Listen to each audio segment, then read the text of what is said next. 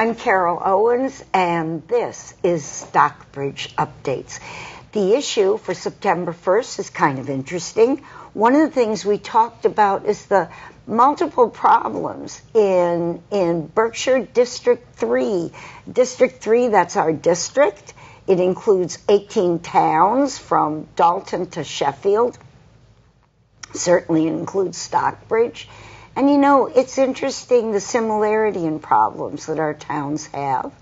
Also interesting, the resistance to finding mutual solutions. We're all very independent, so you can read the editorial.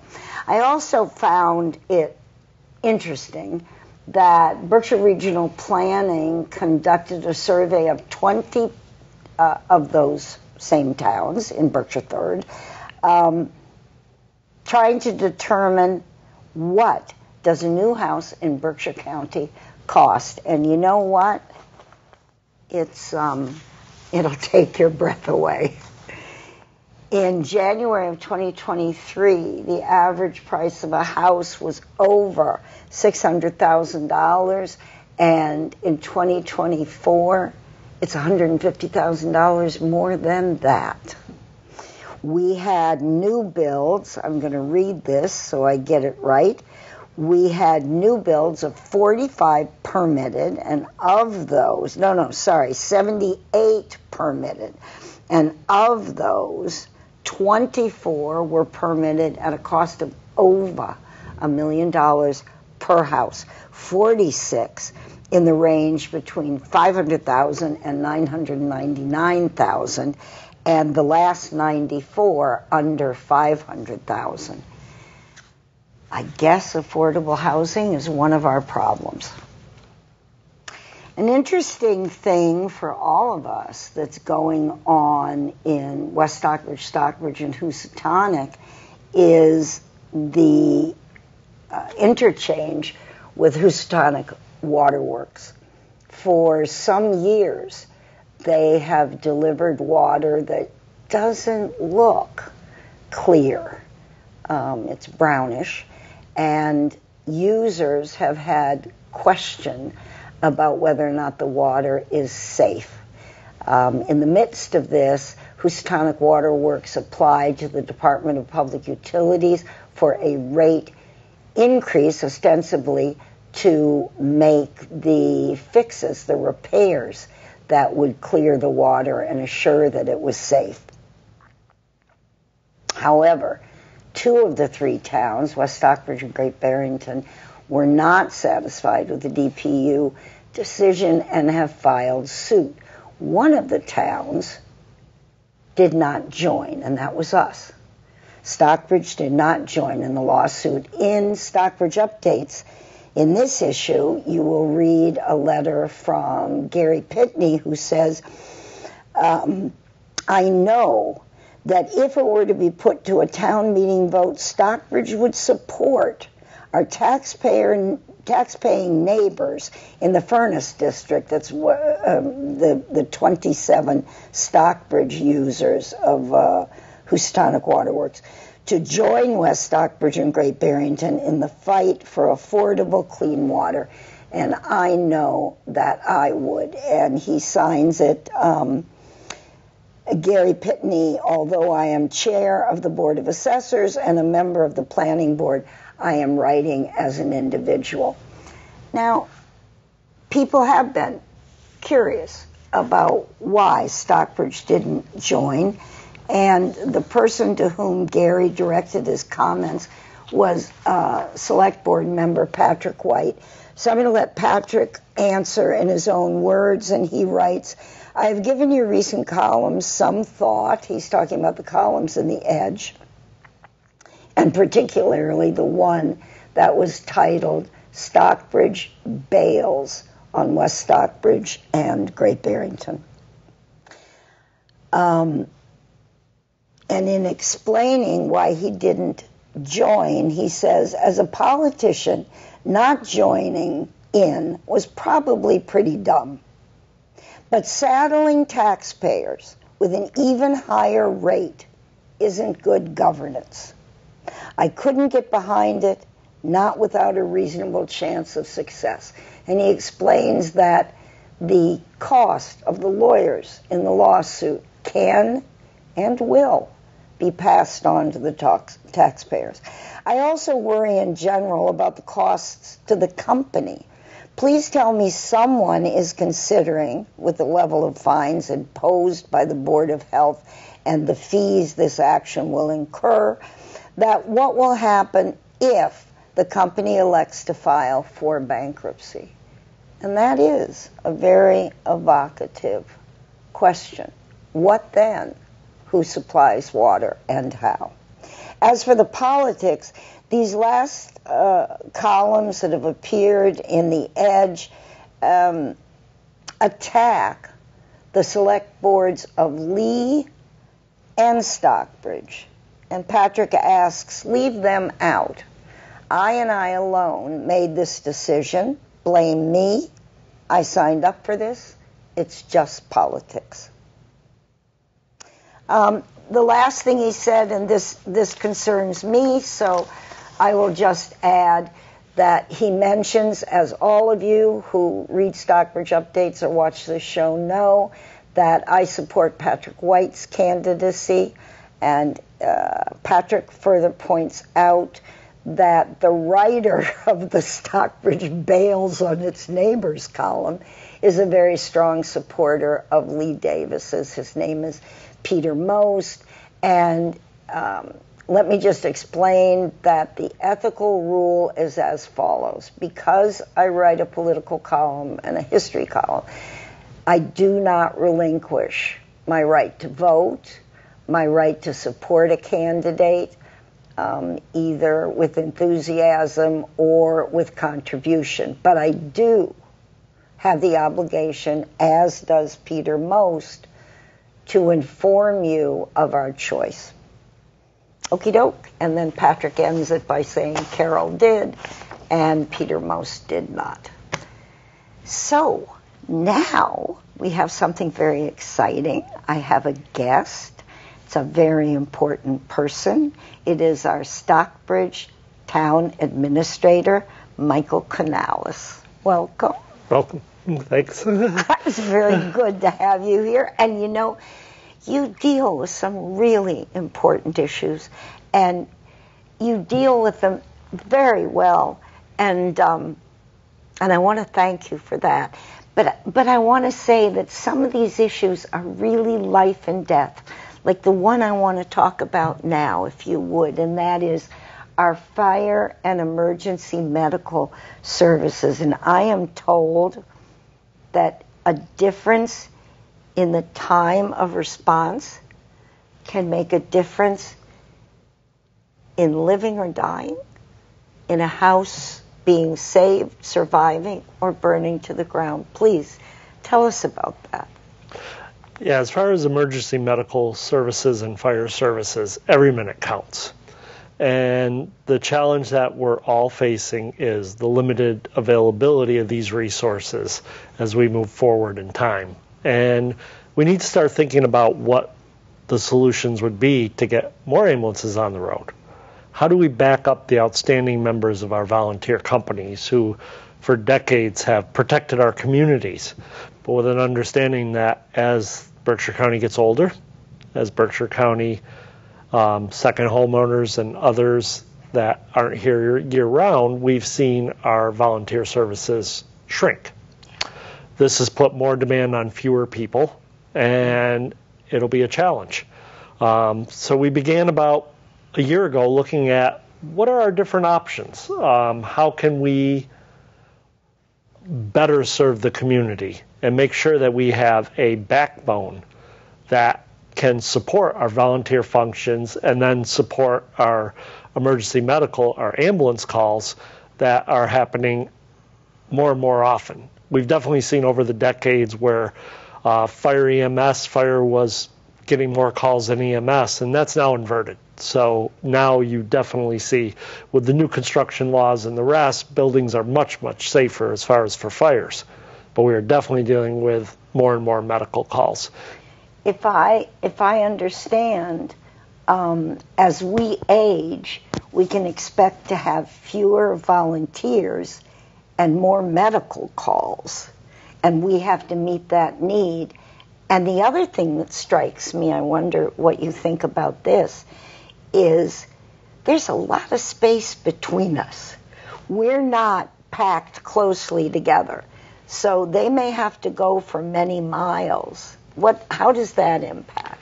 Well, that is definitely one of the biggest challenges. And right along when we first started looking at possibly combining in some way some services with Lee, we had JBL consultants come in and do a study where they examined the response times for medical and fire calls, how long was it taking to get there, and the rest. And then started looking at where hypothetical, if you were to lay out optimum locations and the rest to try to lower those response times.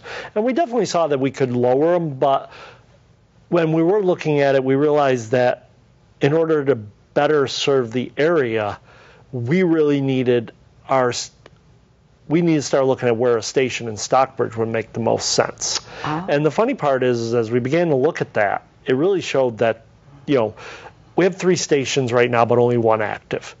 And if you look at where the 3 stations, they basically form a triangle, which in its day and age protected the town really well. Oh. Now we have 1 station sitting down in the southeast corner of the town, and you really need Main Street and Route 7. Yeah, but you're down in the corner. You're almost on the Lee line. And when you look at getting everywhere in town from around the Bowl to Glendale to the rest, the optimum location really showed us that that would be somewhere in the 183-102 connection, which will allow us to shoot north, south, east, west quickly in a response. So that also made us say, well, if we were there, how would that help our neighbors to the other side? And West Stockbridge actually engaged the same consultant and looked at the same thing and said that, yes, a station located in that area would also very much benefit them. It's almost directly in between the downtowns of both towns. It gets you on major routes, which can be quickly grabbed and moved to get equipment, and would allow us to set up something where if we were to run paid members from there to be the initial response, could get the initial response there, and then the volunteers would show up. So it would be supplying that backbone to our volunteer work that's being done right now. So. But we would still maintain a cordial, cooperative relationship with Lee. Absolutely. It's still a partnership. All the towns have to work together because when one ambulance is out in one community, they need to rely on an ambulance coming from another community. And that's how the whole system backs itself up. So right now, one of the key things is how do we get more ambulances on the road? And there's a couple different ways of looking at it. The way we're looking at it is we want to address fire and EMS. But I also know that there is a working group, which I've gone to the meetings, and Scott Muir has also attended them, of EMS, strictly looking at just the EMS portion. Okay. And that was put together by Smitty Pignatelli, and it's a working group that's been meeting monthly up in Lenox and looking at that issue. So not only are we looking at it with a couple neighboring towns, but also the county is looking at it, and everybody's talking about this. And we're also learning that this is an issue across the state. So how we're going to get emergency medical services improved, it's going to come with a cost. And it does mean that we need to get some more ambulances on the road because, as you said, there are good distances between. Yeah. But we also have to recognize, as much as we think some of the distances are long, there are other models that you look at. And it is outside of New England, that county fire department, even over in New York, they're running on county systems. So while we don't have that here, we are in ways looking of how can we share this burden. And if all the communities can work together, then we can hopefully come up with some ways to improve the overall system to ensure. This really, and it really goes back to the editorial in Stockbridge Updates and what I was trying to deal with there is it lines up with a lot of interesting data points. One is we do need each other. The cost of everything is rising, and these are villages of 1,000 people, 2,000 people. I think Mount Washington has 270 people or something. And it's very difficult. The needs don't change. You still need roads. You still need to figure out schools. You still need to figure out ambulance and so forth. You have to pay the town administrator. All those things. Even though the tax bases are quite small. So cooperation seems very rational. But there's the difference in the personalities of the towns. There are differences, although many of the problems are the same, how they prioritize them are different. So I guess it's my way of asking you, how do you find cooperation? Well, the easiest part is we've all recognized that we need to be working together. The whole systems have been always based on mutual aid. But what happens if there's communities that can't provide any part of the mutual support? Yeah. We can't let communities fall in on themselves because they can't do it themselves. If we're out on a call for whatever it is, emergency or fire, and there's another fire or another medical call, your assets are coming from somebody else. And that's where it's key that there are some communities that aren't going to have ambulances. They're too small. But they're still going to rely on the other towns to have their ambulances come to them. So what it is we all need to figure out a way to chip into a model that would allow us to have a strong EMS. There's always going to be stress points. There's always going to be times when the system's going to be stressed, but how can we make it more resilient? How can we ensure that there's more coverage? And I think, if we were able to do something with Lennox having what they have, Lee having what they have, if we were to do something with West Stockbridge and Richmond, and now each of us can support each other better, then overall we're strengthening the entire system, and we're not asking any one community to bear that burden for the area, which could happen. And I just want to tell the audience that we already have shared services with Tri-Town Health, with our school system, the numbers of towns feeding into a single school, and other areas. We already pay in for ambulance coverage. EMS coverage right now comes from Lee. Right. And we pay into that.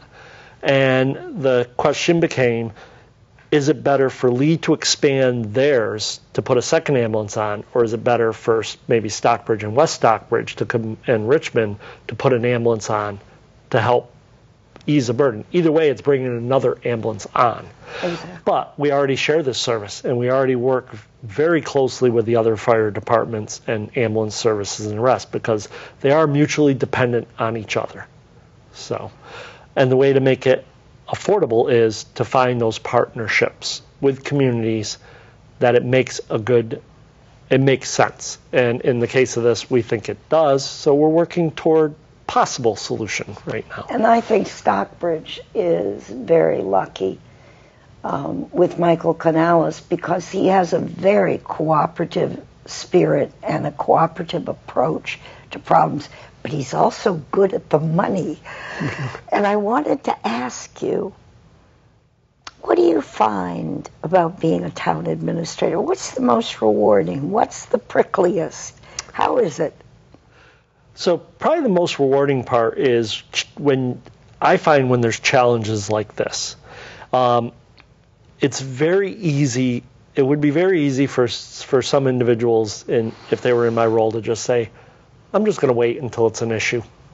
And, because I want to say right now, we have the coverage, we have a great volunteer group, and we have the rest. This is not about what we have now. It's where it's going to be in the next 5 to 10 years. And I don't want to wait until something really bad happens, and then we're rushing to try to come up with a solution.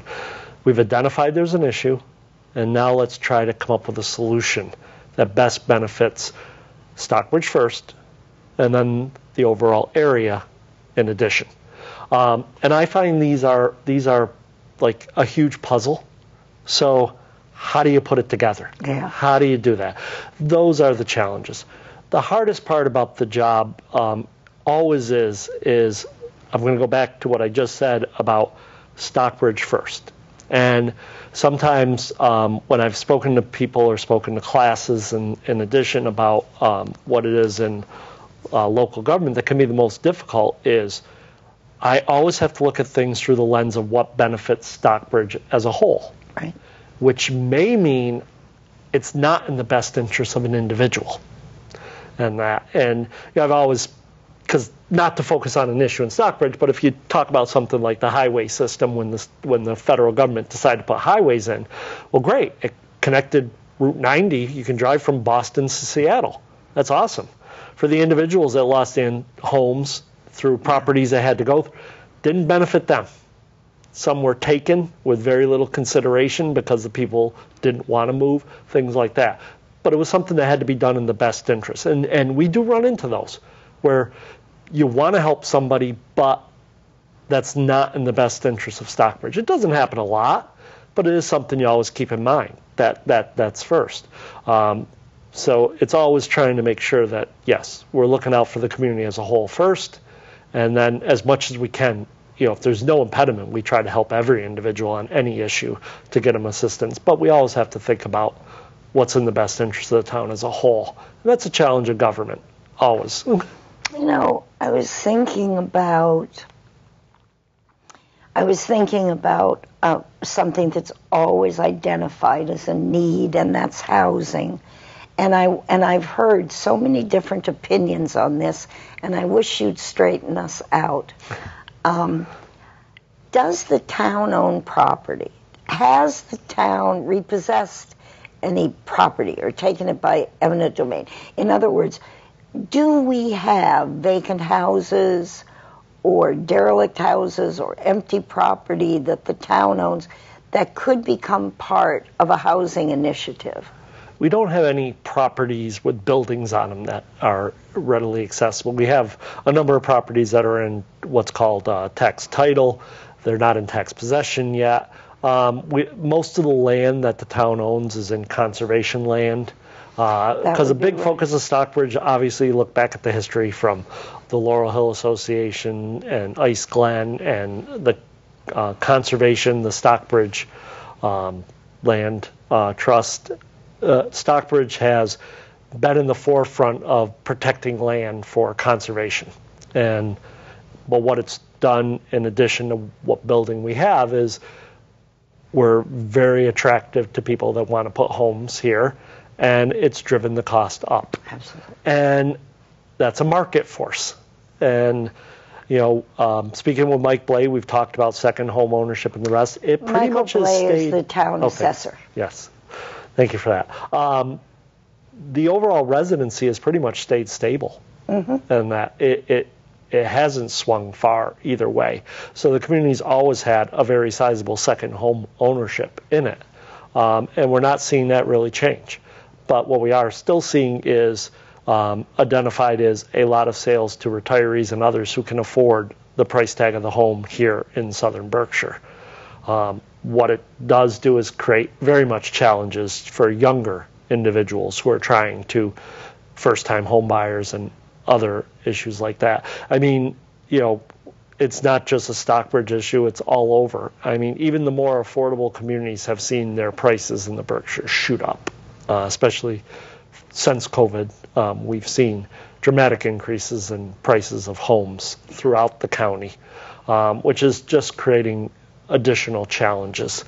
And then, of course, you have to look at the job market and the rest. So it's an interesting, trying time right now.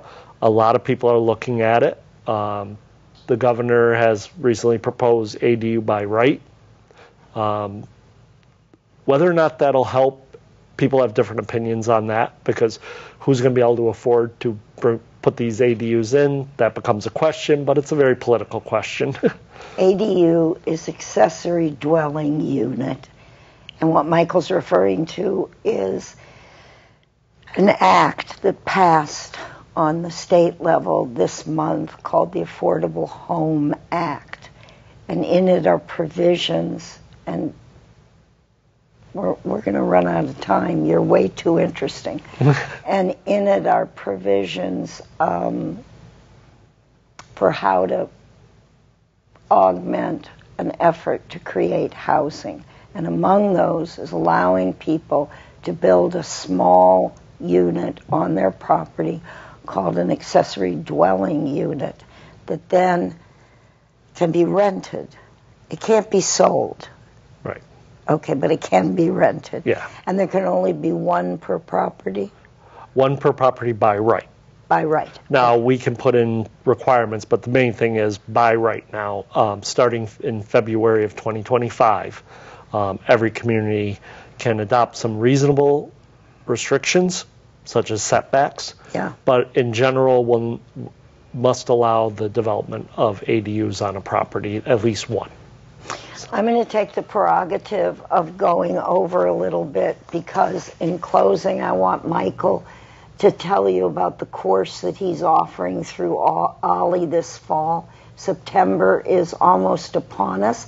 I'll be offering a class on the history of the American woman, focusing this time on the American woman in the 1700s.